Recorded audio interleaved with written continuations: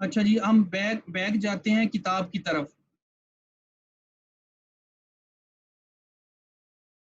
तो वो जो एक और चीज यहाँ पर,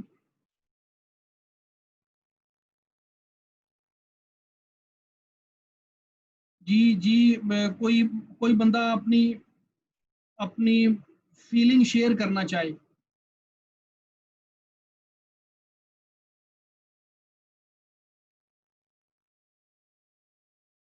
अक्सा हुसैन, सना यासीन, बतूल एंड एवरीबडी। बॉयज में नहीं बोलते, इंजमाम बोल रहा है सिर्फ। तोहा, उमैर अमीन,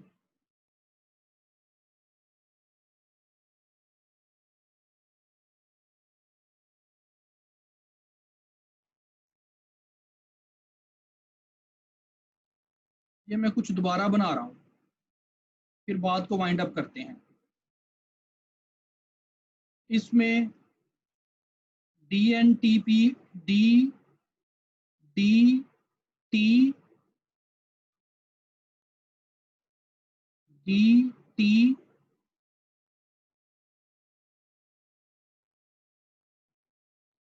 die nucleotide, di triphos, di nucleotide triphosphate. इसमें D T T T P भी है, और D D T T P भी है। आप मेरी बात सुन रहे हैं?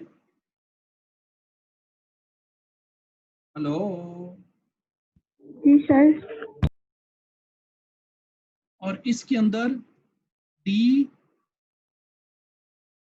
ए टी पी भी है, और D D A T P भी है। जब इसके अंदर रिएक्शन होगा तो ज़ाहिर है टर्मिनेशन भी हो जाएगी,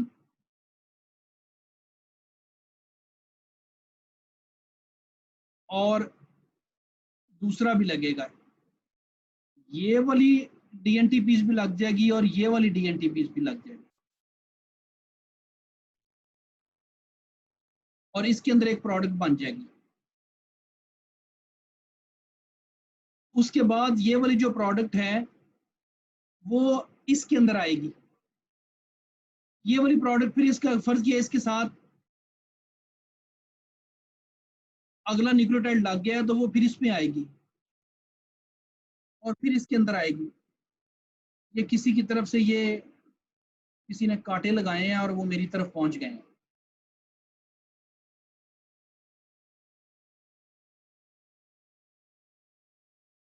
ठीक है जी। इसी तरीके से इसके अंदर डी ए टी पी भी है और D D A T P भी है। एक चेन टर्मिनेशन वाली भी है और एक नॉर्मल वाली भी है। तो इस तरीके से उसका रिएक्शन आगे बढ़ता भी जाएगा और टर्मिनेशन भी होती जाएगी, रिएक्शन भी आगे बढ़ता जाएगा, टर्मिनेशन भी होती जाएगी। यही चीज वो आपको किताब में दिखा रहा है।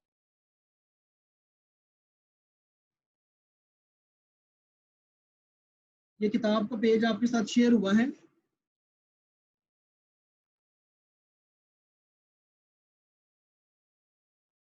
अब ये जी देखें, सर, हो गया शेयर। ये देखें 5 प्राइम से 3 प्राइम, उसके बाद 5 प्राइम से 3 प्राइम के बाद एक बेस पेयर बढ़ा है। यहां पर ये देखें, अगले रिएक्शन के अंदर 2 बेस पेयर बढ़े हैं और वो उसको कह रहा है कि यहां पर क्या अटैच हो रहा है, chain termination via incorporation of the GTP. तो यहां पर जी लग गया है और वो टर्मिनेशन वाला है। अगले में 2 न्यूक्लियोटाइड हो गए हैं और उसमें भी जी वाला ही है, तो हम कहेंगे ये भी जी है, ये भी जी है। ठीक है। उसके बाद चेन टर्मिनेशन हो गई है टी के साथ और ये देखें रेड है। ठीक है जी। इसी तरीके से फिर जी के साथ चौथा न्यूक्लियोटाइड, 5वां ए, छठा ए, 7वां टी, 8वां टी, 9वां सी और 10वां टी। तो अब उसने क्या किया है कि ये हर हर एक रिएक्शन एक न्यूक्लियोटाइड के लगने के साथ टर्मिनेट हो रहा है। आपने देखा है कि पहले ही रिएक्शन के अंदर उसने सारे 10 के 10 इधर क्यों नहीं लगा दिए। इसका मतलब ये है कि ये डी एंड डी डाईडिऑक्सी जीटीपीज है। अब ये जो प्रोडक्ट है ये दोबारा यूज हुई है और उसके बाद जी सर पता कैसे चलेगा रिएक्शन टर्मिनेट हो गया है? मतलब वो तो उसके अंदर होगा ना वायरस के, बार बार टर्मिनेशन होके फिर डालना उसको, कोई टाइम सेटिंग उसकी होती है? हाँ जी, टाइम इसका उतना ही होता है जितना आप घंटा, 1.5 घंटा, 2 घंटे इसको देंगे, टाइम उतना ही होता है। ये सीक्वेंसिंग मैंने अपने हाथ से की हुई है। ये तकरीबन 96 वेल की प्लेट अगर हम लगाएं, तो ये किसी ने कांटा लगा दिया है, ये कोई बच्चा या कोई छेड़ रहा है अपने। सर इस पे एक एरो लाएं तो पता चल जाता है कौन से किसने किया, ऊपर नेम आ जाता है। उस दिन भी हुआ था एक दफा। चले ये किसी ने किया है तो इसको करें जी कोई, मैं या फिर ये दोबारा ये वाली स्क्रीन शेयर सर वो ही रिमूव कर सकता है। वही रिमूव कर सकता है ना जी।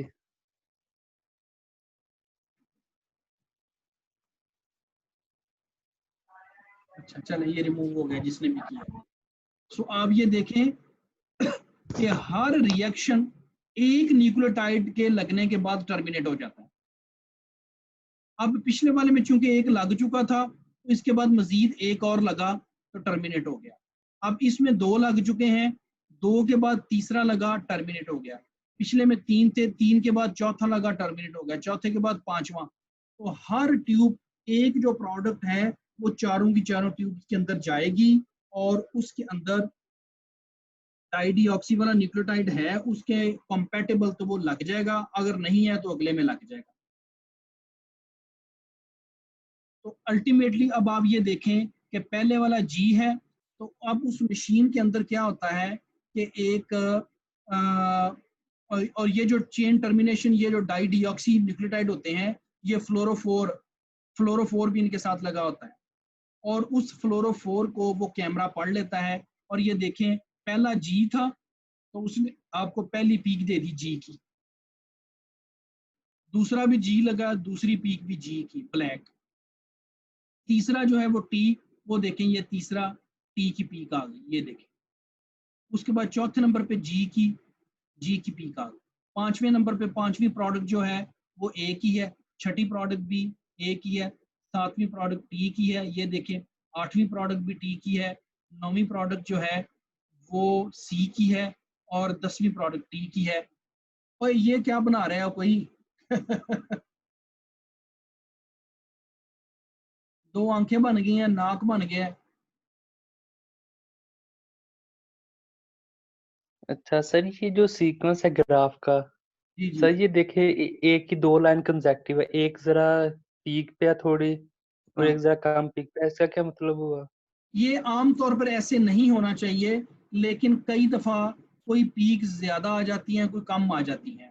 लेकिन अगर बिल्कुल यूनिफॉर्म पीक है, ये देखें जैसे ये पीक जी की है और ये भी जी की है, लेकिन एक छोटी है ये एक बड़ी है।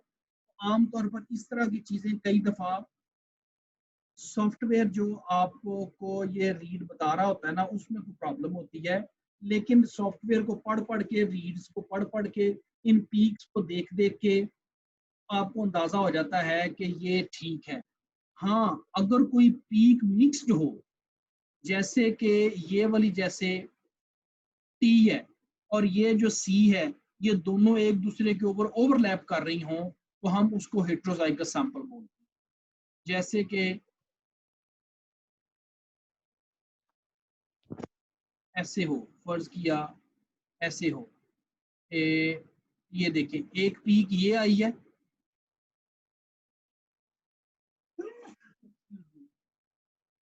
और दूसरी पीक बिल्कुल इसके ऊपर ऐसे आ जाए, ठीक है। तो ये जो पीक होगी हम इसको कहेंगे ये हेट्रोजाइगस है। हेट्रोजाइगस का मतलब ये है कि इस पोजीशन के ऊपर फर्ज किया जी भी है और ए भी है। तो अगर पीक जो है वो बिल्कुल ओवरलैपिंग हो तो ये हेट्रोजाइगस सैंपल होता है। और अगर पीक बिल्कुल अलग-अलग से हों, जैसे ऐसे करके, तो वो पोजीशन फर्ज किया ये जी है और उससे अगली बेस पेयर ए है। लेकिन अगर पोजीशन ऐसे हो तो हम उसको कह देंगे उसमें एक पीक ब्लैक होगी और एक पीक ब्लू होगी, क्योंकि हमने देखा है कि जो ब्लू है वो सी की है, जो ब्लैक है वो जी की है, जो रेड है वो टी की है, जो ग्रीन है वो ए की है और जो सी है उसकी ब्लू है। तो इस तरीके से ये चेन टर्मिनेशन जो है ये आपकी सैंगर सीक्वेंसिंग का प्रिंसिपल है।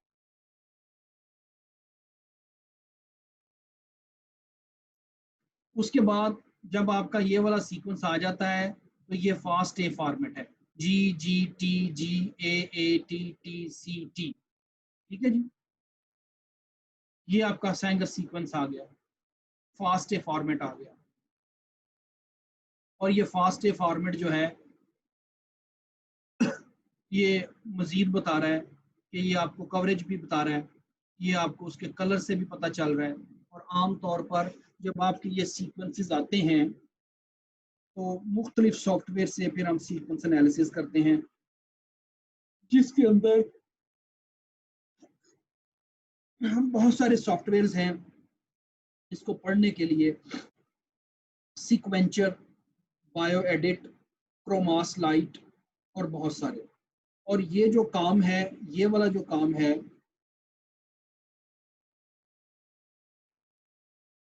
ये वाला जो काम है ये कौन सी मशीन करती है वो मैं आपको दिखाता हूँ।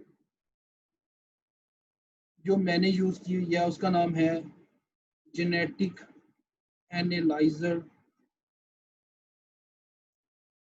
ABI का।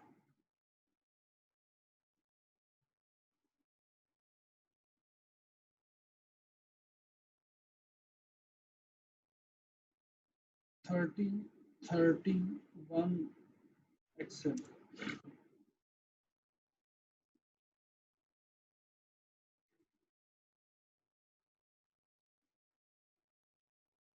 ये आपको शेयर हो रही है? जी तो ये वाली मशीन है, वो बेशुमार कंपनीज ने ये मशीन्स बनाई हुई हैं, तो ये वाली मशीन है वो। इसके अंदर आप इसको ऐसे खोल के इसमें ट्यूब रख देते हैं, प्लेट रख देते हैं और वो तकरीबन 96 वेल का जो रिएक्शन है वो आपका तकरीबन 5-6 घंटे के अंदर कंप्लीट हो जाता है। और उसके बाद आपके पास इस तरह का डाटा आ जाता है जब आप उसको रीड करते हैं किसी सॉफ्टवेयर के ऊपर। और अगर आप इसकी डिटेल देखना चाह रहे हैं तो ये इसका मज़ीद ब्रोशर है, वो आप इसको देख सकते हैं। लेकिन पेपर के अंदर अगर पूछा जाएगा तो वो आपसे इसका प्रिंसिपल पूछा जाएगा। अभी किसी ने पूछा था कि जेल इलेक्ट्रोफोरेसिस कैसे होगी, तो ये देखें, ये इसका कैपिलरी देखें 1 2 3 4, ये कैपिलरीज हैं, इनके अंदर वो प्रोडक्ट रन करती है और इसके ऊपर लाइट पड़ती है और लाइट से ये पता चलता है कि इसके अंदर कितने की प्रोडक्ट है। ये देखें, ये चारों कैपिलरीज हैं और ये देखें ये वो उसको रीड किया जा रहा है।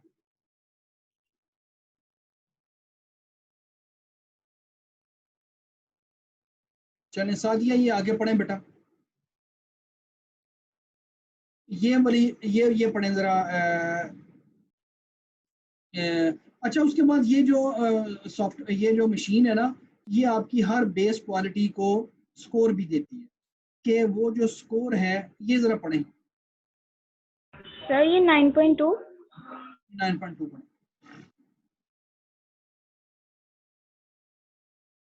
अब ये जो GCT आए हैं, इनको वो सॉफ्टवेयर क्वालिटी स्कोर भी देता है, जिसकी बेस के ऊपर हम ज़्यादा श्योर्ड होते हैं। जैसे कि इंजमाम ने क्वेश्चन किया था कि कोई बहुत ज़्यादा ऊंचा है, कोई नीचा है, तो ये तीनों हैं G की पीक्स, लेकिन उसका क्वालिटी स्कोर डिफरेंट है, फ्रेड स्कोर इसे बोलते हैं। ये पढ़ें ज़रा। base quality scores from Sanger sequencing. A sequencing read called a trace. A session TR9810515009 from the trace archive repository at NCBI. This archive contains raw data from human beta globin from Human Genome Sequencing Project. This trace was obtained by searching the archive by MegaBlast with human beta globin NM 000518.4 as a query. The nucleotides as shown are shown color-coded according to quality score. B. A display of PHRED scaled quality scores. The bottom rows were deleted. Each nucleotide is assigned a quality score. Sequence traces are shown. C for the first 21 bases, C arrow 1 of A and D bases in the middle portion having very high quality scores. ठीक है, तो ये उसने उसको वही चीजें बताई हैं कि पहले उसको क्वालिटी स्कोर देता, क्वालिटी स्कोर देने के बाद आपको वो जो सॉफ्टवेयर है वो पीक्स दे देगा और आप अपना सीक्वेंस देख लेंगे। जी मेरा 1000 बेस पेयर है, तो 1000 बेस पेयर का सीक्वेंस इधर ऊपर आ जाएगा। G G T T T T T T C. और उसमें उसके बाद ये जो हमने टेक्निक की है, ये टेक्निक कहलाती है सैंगर सीक्वेंसिंग। इसको नेक्स्ट जनरेशन सीक्वेंसिंग नहीं कहते। नेक्स्ट जनरेशन सीक्वेंसिंग की जो टेक्निक्स हैं वो आगे हैं, और उन नेक्स्ट जनरेशन सीक्वेंसिंग की टेक्निक्स को हम एक एक करके पढ़ेंगे, जो कि पैसिफिक बायोसाइंसेस के नाम से है, आइन टॉरेंट के नाम से है, सॉलिड के नाम से है, इल्यूमिना के नाम से है, रॉश के नाम से है। अभी जो हमने टेक्निक की है वो है सैंगर। तो Sanger is not a next generation sequencing technique, but definitely this is included in the genomics techniques. तो आप जरा हल्का सा इसको पढ़ते हैं और फिर इसको खत्म करते हैं, और फिर हम नेक्स्ट क्लास में नेक्स्ट जनरेशन सीक्वेंसिंग की तरफ जाएंगे। उससे पहले आप ये वाला टेबल पढ़ लें 9.1।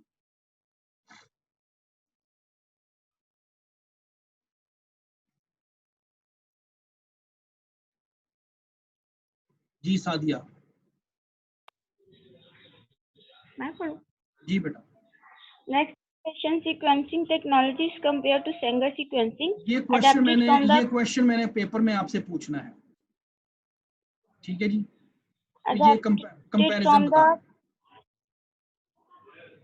Company's websites, sequencer and illustrated site for each technology. Technology ये क्या लिखा है? Roche ROCH Roche 454। रॉश ये नेक्स्ट जनरेशन सीक्वेंसिंग की टेक्नोलॉजी है। रॉश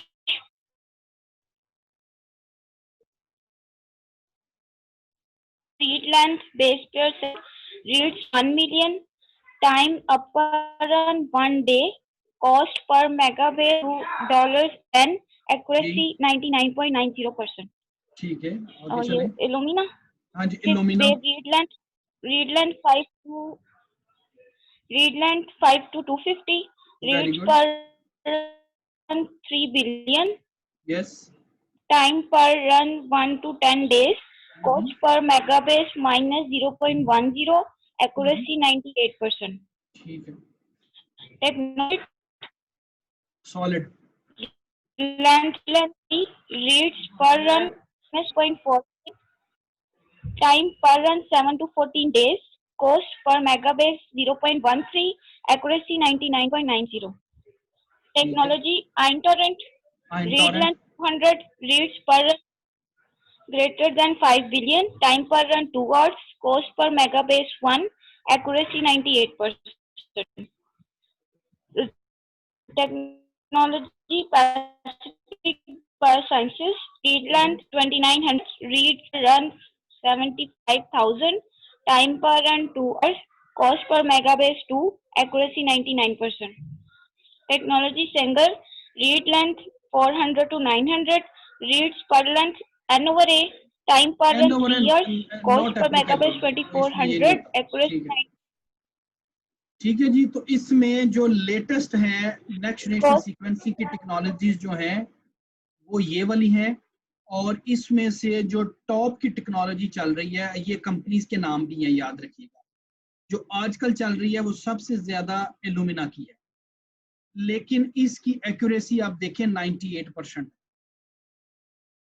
सबसे ज्यादा जो एक्यूरेसी है वो आप ये देखें सॉलिड की है, 99.90 रॉश की है। और उसके बाद लेकिन ये जो टेक्नोलॉजीज हैं ये ज़रा महंगी हैं, ठीक है। और ये शॉर्ट रीड सीक्वेंसिंग कहलाती है, ये भी शॉर्ट रीड सीक्वेंसिंग है, short read sequencing, short read sequencing, short read. ये जो है ये पैसिफिक बायोसाइंसेस कह रहे हैं कि ये जो कंपनी है ये सबसे ज़्यादा लीड कर जाएगी, क्योंकि इसकी जो रीड लेंथ है वो देखें 2900 बेस पेयर, 2900 बेस पेयर किसी की भी नहीं है। और ये 2 आवर्स के अंदर, एक दिन के अंदर आपका पूरे का पूरा जीनोम सीक्वेंस कर दो। बाय चांस मुझे मौका मिला है कि इन सारी मशीन्स के साथ मैंने काम किया है, ज़्यादातर इल्यूमिना के साथ, सेंगर के साथ, पैसिफिक बायोसाइंसेस के साथ, और एक और टेक्नोलॉजी इन्होंने इधर मेंशन नहीं की है, उसका नाम है ONT, लिख लें आप, ऑक्सफोर्ड नैनोपोर टेक्नोलॉजी।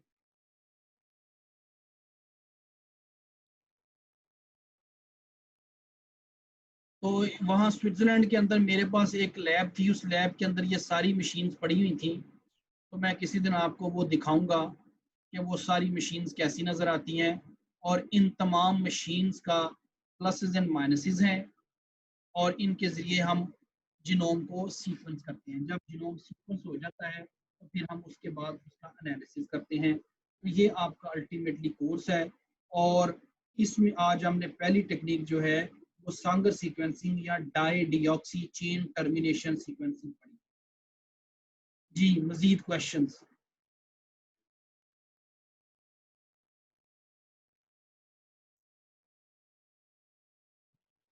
सर ये तुर्गत खान कौन है, बस ये पूछना है। जी,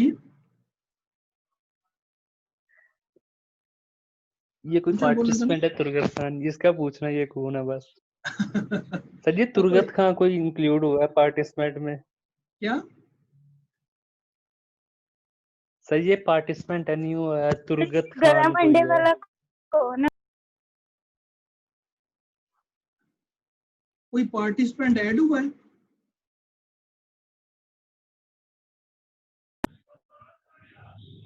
जी सर, ये गला मंडे भेज रहा है जो क्लास में। किस नाम से है?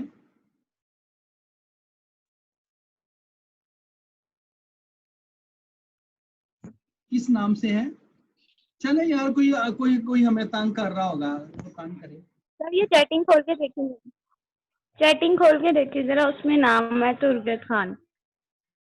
ये पूछे जरा कौन है ये? ये अर्तुगरल गाजी तो नहीं है कोई? चैट चैट चैट कहाँ से? वही लग रहा है। हाँ, ये चैट चैट कहाँ से है? अच्छा, चैट खुल गई। अच्छा, हाँ हाँ, ये कोई है जी, तुर्गुत खान। अच्छा, कोई बंदा मजाक कर रहा है, सर जी आपको नींद आ रही है, आप सो जाएं। सर जी इस मशीन में पिज्जा बन जाता है, ये मेरे ये मेरे दादा अबू ने मेरे नाम रखा था, गरम अंडे। अली नवाज कह रहा है हसन का रोल नंबर यूज कर रहा है। अच्छा अच्छा, चलें, तो मजाक कर रहे हैं, चलें जी, अच्छी बात है, करता रहे। कौन है वैसे ये, कोई बताएगा? हु इज इट, लिखूं? पता नहीं सर कौन है।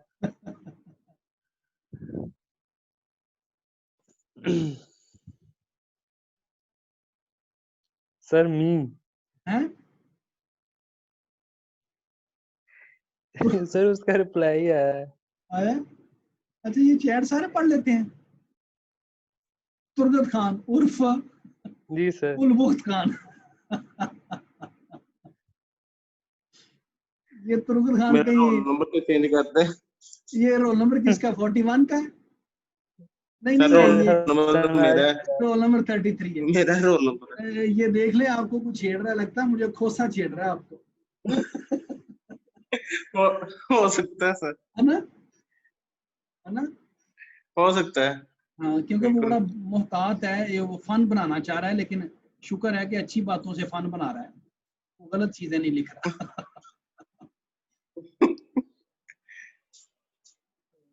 चले, ठीक है जी। अब आप इंशाल्लाह नेक्स्ट टाइम जो है ये मैं आपको, हम अगली टेक्निक करेंगे, और अगली टेक्निक है नेक्स्ट जनरेशन सीक्वेंसिंग में इल्यूमिना। ठीक है जी।